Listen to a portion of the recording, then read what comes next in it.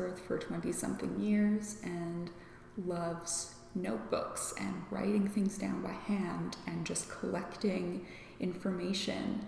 I was shocked that I never knew about Commonplace books. A Commonplace book is a notebook where you can write a collection of information that you want stored. Things you've heard or read, or a quote that you like, something you heard in a podcast, any information at all in one centralized place. A Commonplace book is not like a new thing. They've been around for so long, since ancient Greece and ancient Rome. It evolved over time. Now it's used by readers and writers, lovers of learning, students and artists and creatives, fact gatherers, and anyone else who just loves to write things down.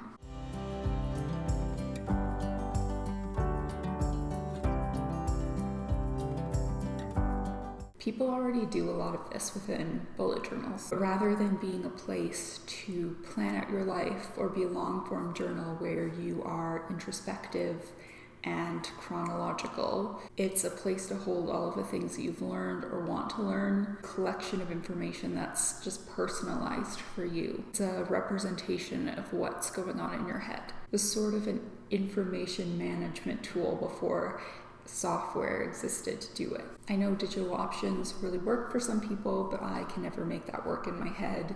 I lose track of things where I labeled things or what topics I nested under what thing. I would just forget what I had. By having a notebook, you have something physical to flip through, write in, paste random stuff into, and can be a personalized reference book for the things that interest you. It can be a place where you put information that sparks a bigger project, future ideas or information and inspiration to use later. It's not a one-size-fits-all practice like a bullet journal. It's really just a blank notebook to be filled, customized to the writer's content. It really only takes a notebook and a pen. I didn't realize that I had been creating Commonplace books before I even knew what they were. I was always storing random information, quotes in notebooks and little notes here and there. I would dedicate a notebook for different topics, and that really works for me. I keep an index page at the front of the notebook so I'm able to refer back to it later, but I use these little Kaye notebooks from Moleskine, and they're really thin. So if I'm not in a rush, I usually don't mind just casually flipping through it anyway. I use highlighters, colored pencils, drawings, diagrams. If something's too long to write out, I will print it out and paste it into my book and make notes in the margins. When you're reading, you might find something that you didn't expect. Writing it down is useful to solidify what it is that you want to remember. Don't second guess. If you feel like you want to write something down and you think of something else, follow the train of thought. You never know what could be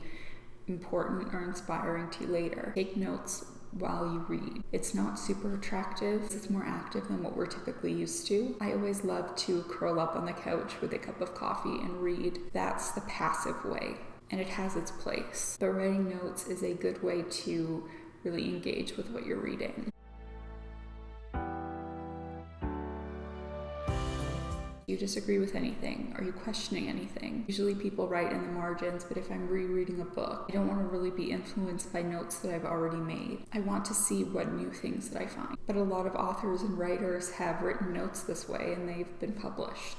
Use what it is that you write. You wrote it down for a reason. Explore what that was. Was it to research something else? Did you write this thing down to apply it to your life somehow? It doesn't have to just be about books that you're reading. It could be movies, articles, songs, podcasts, or something that popped in your head when you were in the car. It can be whatever. Don't throw them away when they're filled up. I've done it before, and I wish that I still had them. There's something interesting about catching your thoughts in a book, even if you've moved on from those things, and to look back and reflect on them later to kind of see what it was you were thinking about at a certain time. Honestly, it's like an anthology of your mind. It's kind of worth holding on to.